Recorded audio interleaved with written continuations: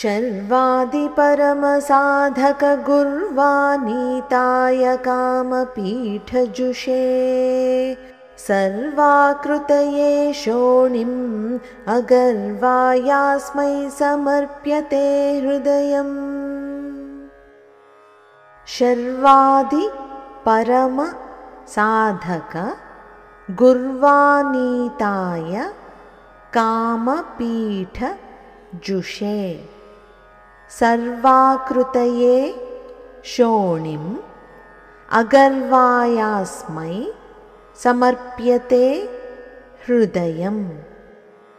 సదాశివ సమారంభాం సదాశివుడితో మొదలుగని పరమసాధకులైన ఎందరో గురువులచే సేవింపబడి కామపీఠంలో ప్రతిష్ఠింపబడి విశ్వమంతా తానేయై నిండి ఎరుపు రంగు యొక్క గర్వమును అణిచేటటువంటి అరుణిమ కాంతులతో ప్రకాశిస్తున్న కామాక్షీదేవికి నా హృదయాన్ని సమర్పిస్తున్నాను.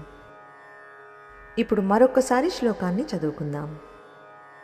శర్వాది పరమ సాధక గుర్వానీతాయ కామపీఠజుషే సర్వాకృతయే శోణిమ్ అగర్వాయాస్మై సమర్ప్యతే హృదయం.